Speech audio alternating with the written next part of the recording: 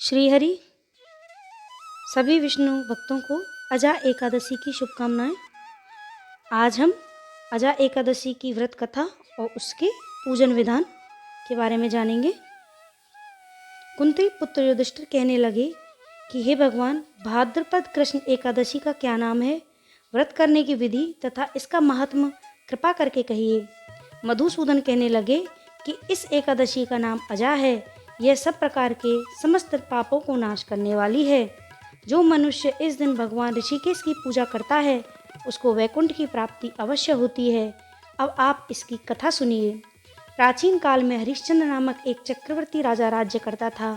उसने किसी कर्म के वशीभूत होकर अपना सारा राज्य व धन त्याग दिया, साथ ही अपनी स्त्री, पुत्र तथा स्वयं को बेच दिया। वह राजा चांडाल का दास बनकर सत्य को धारण करता हुआ मृतकों का वस्त्र ग्रहण करता रहा, मगर किसी प्रकार से सत्य से विचलित नहीं हुआ। कई बार राजा चिंता के समुद्र में डूबकर अपने मन में विचार करने लगता कि मैं कहाँ जाऊँ, क्या करूँ जिससे मेरा उद्धार हो। इस प्रकार राजा को कई वर्ष बीत गए। एक दिन राजा इसी चिंता में बैठा हुआ था कि गौतम ऋषि आ गए। राजा ने उन्हें प्रणाम किया और अपनी सारी दुख भरी कहानी कह सुनाई। यह बात सुनकर गौतम ऋषि कहने लगे कि राजन, तुम्हारे भाग्य से आज से 7 दिन बाद भाद्रपद कृष्ण पक्ष की अजा नाम की एकादशी आएगी। तुम विधि पूर्वक उसका व्रत करो। गौतम ऋषि ने कहा कि इस व्रत के पुण्य प्रभाव से तुम्हारे समस्त पाप नष्ट हो जाएंगे। इस प्रकार राजा से कहकर गौतम ऋषि उसी समय अंतर्ध्यान हो गए। राजा ने उनके कथनानुसार एकादशी आने पर विधि पूर्वक व्रत व जागरण किया। उस व्रत के प्रभाव से राजा के समस्त पाप नष्ट हो गए।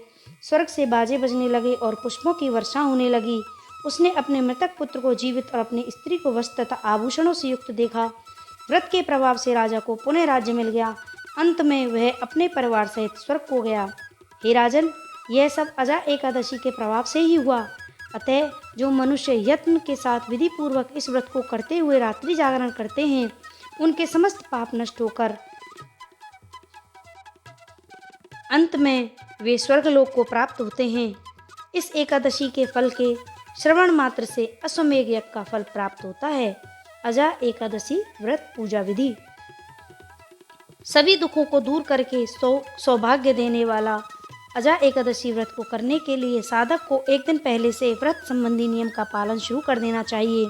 यानी एक दिन पूर्व से चावल नहीं खाना चाहिए। वहीं व्रत वाले दिन सुबह ध्यान स्नान करने के बाद सूर्य नारायण को जल देने के बाद भगवान विष्णु की पूजा को पीले पुष्प, पीले वस्त्र, पीले फल और पीली मिठाई चढ़ाकर पूजन करना चाहिए। इसके बाद अजा एकादशी की व्रत कथा कहें और अंत में भगवान विष्णु को भोग लगाकर अधिक से अधिक लोगों को प्रसाद बांटें और स्वयं भी ग्रहण करें। तो यह है अजा एकादशी की व्रत कथा एवं उसकी पूजन विधि। बहुत बहुत धन्यवाद। श्री हरि विष्णु।